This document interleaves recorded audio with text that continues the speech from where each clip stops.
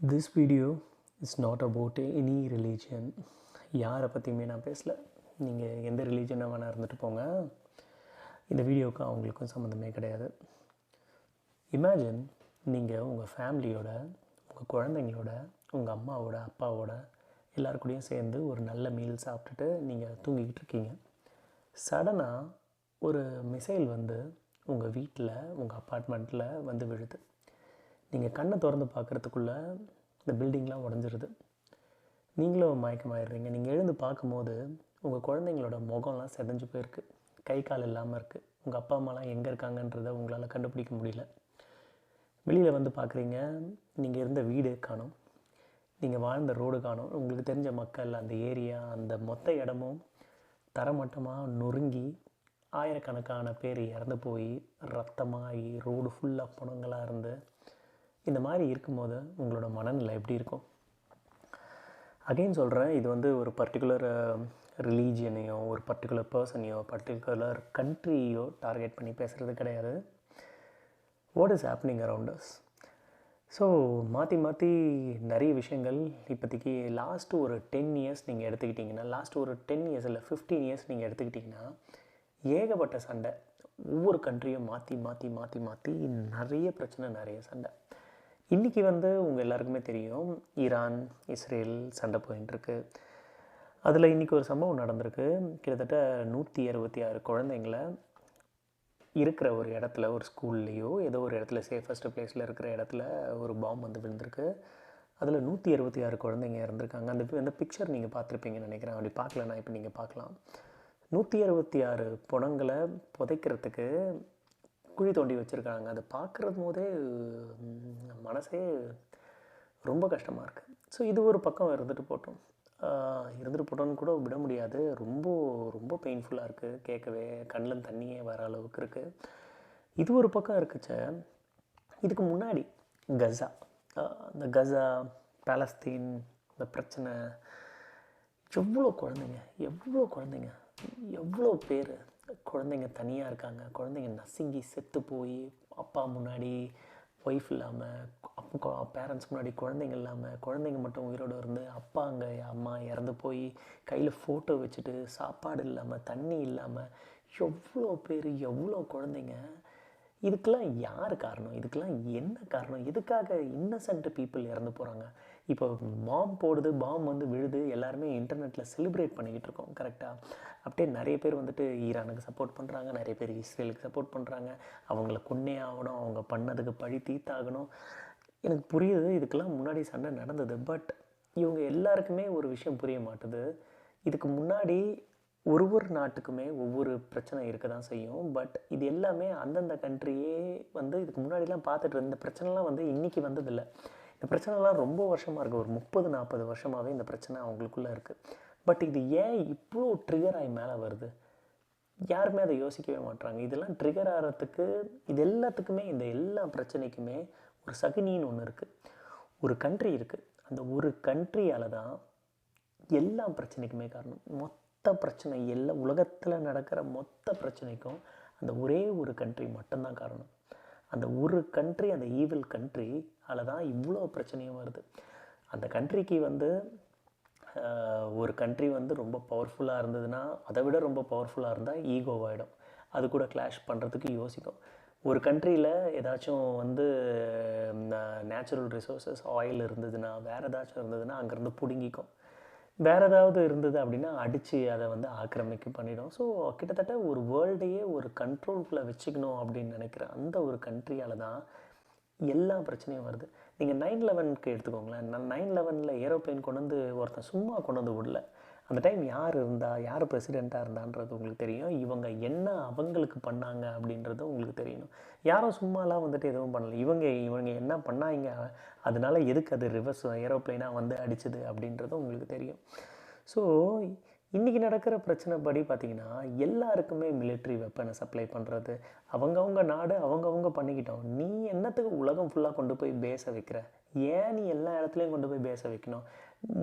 பெரிய பிடுங்கிய நீ உன் வேலையை கம்முன்னு பார்க்க வேண்டியது தானே. இதில் யோசிச்சு பாருங்களேன். இன்றைக்கி நிறைய விஷயங்களை மறைக்கிறதுக்காக, நம்மளுக்கு எல்லாருக்கும் தெரியும், இந்த எப்ஸ்டைன் ஃபைல்ஸு நிறைய விஷயங்கள் லீக் ஆச்சு. இந்த விஷயங்கள் எல்லாமே வந்துட்டு மறைக்கிறதுக்காக இன்னசென்ட் பீப்புள் எவ்வளோ பேர் இறந்து போகிறாங்க. நீங்கள் இந்த வாரில் பாருங்கள், வாரில் கடைசியாக என்ன நடக்கும், வார்னால் என்ன பிரயோஜனம், கடைசியாக பெயின் மட்டும்தான். இந்த சண்டையில் 2 பேர் 3-4 பேர் இருக்கிற லீடர்ஸோட ஈகோக்கும் அவங்களோட பர்சனல் ப்ராப்ளம்ஸ்க்கும் அவங்களுக்கு உண்டான பழைய பிரச்சனைக்கு அந்த கண்ட்ரியோக்காக சண்டை போடுற சோல்ஜர்ஸ், அவங்களுக்கும் ஃபேமிலி இருக்குது, அவங்க இறந்து போகிறாங்க. அந்த கண்ட்ரியில் வந்து பாம்பு விழுது, அதில் இன்னசென்ஸ் இறந்து போகிறாங்க. எவ்வளோ குழந்தைங்க, எவ்வளோ பேர் இன்னும் இந்த உலகத்தில் செத்து போவாங்க போரால். 2025 26 வந்துருச்சு, நம்ம இன்னும் போரில் அடிச்சுக்கிட்டு செத்துக்கிட்டு. நான் இதில் வந்து நான் முஸ்லீமை சொல்லலை, கிறிஸ்டினை சொல்லலை, நீங்கள் எனி ரிலீஜன் எனி ஆளாக இருந்துட்டு போங்க, நான் ஒரு ஹியூமன் பீயிங்காக பேசுகிறேன். பார்க்குறதுக்கே மனசு கஷ்டமாக இருக்குது. ஒரு குழந்தை இறந்து கிடக்குது, ஒரு குழந்தை துண்டாக கிடக்குது, ஸ்கூலில் பாம்பு போடுறது, இதெல்லாம் வந்துட்டு அன்அக்செப்டபிள். இதெல்லாம் வந்துட்டு மனசு கேட்க மாட்டேது. ரொம்ப ரொம்ப ரொம்ப பெயின்ஃபுல்லாக இருக்குது பார்க்கவே.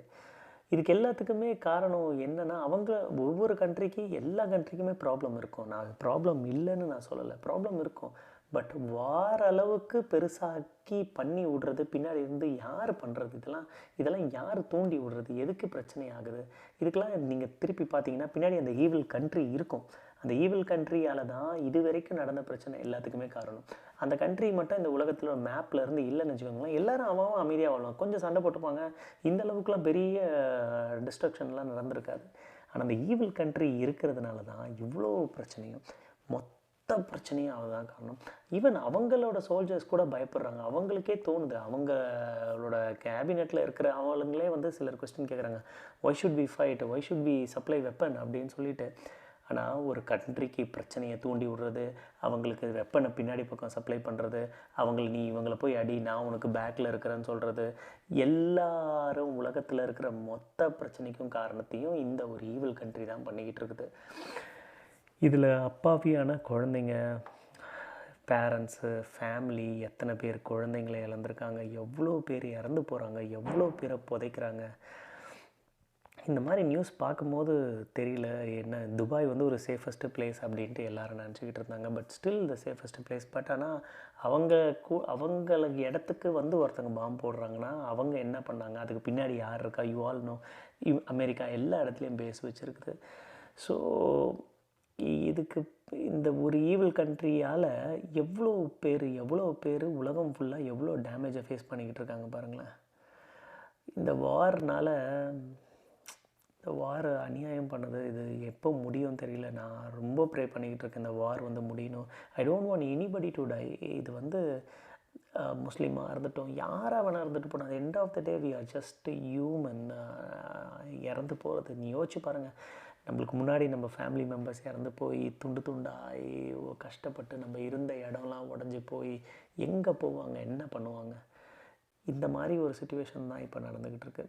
ரொம்ப ரொம்ப ரொம்ப பெயின்ஃபுல்லாக இருக்குது கேட்கவே. நியூஸ் பார்க்கவே பிடிக்கல, அவ்வளோ பாலிட்டிக்ஸ் நடந்துக்கிட்டு இருக்கு. ரொம்ப மோசமாக இருக்குது. இப்போ நடக்கிற இந்த சண்டை பற்றி மட்டும் நான் பேசணும்னு விரும்பலை. இதுக்கு முன்னாடி நடந்தது, இதுக்கு முன்னாடி அங்கே என்னென்ன வார் நடந்தது, எவ்வளோ கண்ட்ரி, உக்ரைன், ரஷ்யா, எல்லாருமே தான் சொல்கிறேன். ஸோ எல்லா கண்ட்ரியுமே இப்படியே சண்டை போட்டுக்கிட்டு இருக்கு. இதில் பாவம் சிவிலியன்ஸ் என்ன பண்ணாங்க? இப்போ நம்ம எல்லாருமே போஸ்ட் பார்க்குறோம், நம்ம கையில் இன்டர்நெட் இருக்குது, நம்ம எல்லாருக்குமே இது வந்து ஒரு நியூஸ், ஒரு ஓகே இவங்க அவங்கள அடிச்சிட்டாங்க, அவங்க இவங்களை அடிச்சிட்டாங்க, நம்ம வீட்டில் உட்காந்து ஜாலியாக என்ன வேணாலும் பேசலாம், இன்ஸ்டாகிராமில் போஸ்ட் போடலாம், என்ன வேணாலும் பண்ணலாம். பட் ஒரு சுச்சுவேஷன் நம்மளுக்கு வந்தால் தான் அது வந்து நம்மளால் ஃபீல் பண்ண முடியும். இப்போ எப்படி நம்மளுக்கு சென்னையில் வெள்ளம் வந்த போது தான் நம்மளுக்கு தெரிஞ்சது, வெள்ளம் வராதவங்களுக்கு தெரிஞ்சிருக்காது, வெள்ளம் வந்தவங்களுக்கு அது தெரிஞ்சிருக்கும். ஒருவேளை நம்ம ஃபார் இமேஜின் இப்போ திடீர்னு நீங்கள் ரோட்டில் போகிறீங்க, பக்கத்தில் நிறைய பேர் செத்து கிடக்குறாங்க, உங்களுக்கு அந்த சுச்சுவேஷன் எப்படி இருக்கும்? உங்களுக்கு ரொம்ப பதட்டமாயிடும். ஸோ அந்த மாதிரி ஒரு வார் நடக்கிற இடத்தோட ரியல் சுச்சுவேஷன் வந்துட்டு மக்களுக்கு தெரியல. வெறி, இவங்க அவங்கள அழிக்கணும், நீங்கள் பண்ணது அவங்க பண்ணது, இன்னும் எவ்வளோ நாள், எவ்வளோ உயிர், எவ்வளோ போராட்டம், எதுக்காக, என்னது? எண்ட் ஆஃப் த டே இப்படியே மாற்றி அடிச்சுக்கிட்டா 2 ஊர்லேயும் யாருமே இருக்க மாட்டாங்களே. இதில் இன்னசென்ட் குழந்தைங்க, வயசானவங்க, மற்ற ஃபேமிலி மெம்பர்ஸு, சிவிலியன்ஸ்லாம் என்ன பாவம் பண்ணாங்க? இதில் இருக்கிற எல்லாருக்குமே என் கண்ட்ரி வின் பண்ணணும் அவங்கெல்லாம் இல்லை. எல்லாருமே பிறந்தது வாழ்கிறதுக்காக தான். இதில் ஒரு 2-3 பேருக்கு இருக்கிற ஈகோவால் எவ்வளோ பேர் இறந்து போகிறாங்க பாருங்கள். இந்த வாரம் நான் ஆக்சுவலாக சத்தியமாக நான் எந்த ரிலீஜனும் மீன் பண்ணல. இவங்க அவங்கள பண்ணாங்க. I know some people have done something mistake நடக்க தான் செஞ்சுருக்கு. நிறைய பேரை கொலை பண்ணியிருக்காங்க, இது பண்ணியிருக்காங்க. பட் அதையும் தான் நான் சொல்கிறேன், எல்லாரையுமே நான் சேர்த்து சொல்கிறேன். இந்து, ஜூஸு, கிறிஸ்டியன்ஸு, முஸ்லீம்ஸ் எல்லாரையுமே சேர்த்து தான் சொல்கிறேன். இந்த மதத்தை வச்சு உலகத்தில் நிறைய பிரச்சனை ரொம்ப வருஷமாகலாம் இருக்குது. பட் இன்னமும் இருக்குது அப்படின்றது தான் ரொம்ப வருத்தத்துக்குரியதாக இருக்குது. இதில் ஓகே, பிரச்சனை இருக்குது அப்படின்றது இது வேறு. பட் பிரச்சனை ரொம்ப அதிகமாகி மிசைல் போட்டு ஆளுங்க தங்குற இடத்துலலாம் போடுறது வந்து டோட்டலி நாட் அக்செப்டபிள். இது ரொம்ப ஒவ்வொரு வீடியோவும் ஒவ்வொரு போஸ்ட்டையும் பார்க்கும்போது மனசு அவ்வளோ கஷ்டமாக இருக்குது. ரொம்ப ரொம்ப ரொம்ப கஷ்டமாக இருக்குது. இது சீக்கிரமாக இந்த வார்லாம் கொஞ்சம் முடிஞ்சதுன்னா நல்லாயிருக்கும். வாருன்றது ரொம்ப பெயின்ஃபுல்லான ஒரு விஷயம். War is pain. வாரே தேவையில்லை. ஒரு மாதிரி இதுவே வந்துட்டு மைண்டு ஃபுல்லாக ஓடி ஓடி ஓடி ஓடி நிறைய வேலை என்னால் பார்க்க முடியல. நான் ரொம்ப ஒரு மாதிரி சாஃப்ட் ஹார்ட்டடு பார்க்க தான் ஒரு மாதிரி இருக்கும். பட் இந்த மாதிரி விஷயங்கள்லாம் பார்க்கும்போது கேட்கும்போது என் மைண்டு தூங்காது. ரொம்ப ரொம்ப பெயின்ஃபுல்லாக இருக்குது. சரி, சும்மா இதை பற்றி போடுவோம் அப்படின்னு சொல்லிட்டு தான் போட்டேன். இதை பற்றி நீங்கள் என்ன நினைக்கிறீங்க? கமெண்ட்டில் சொல்லுங்கள். வார் சீக்கிரமாக முடியட்டும். ப்ரே பண்ணிக்கோங்க.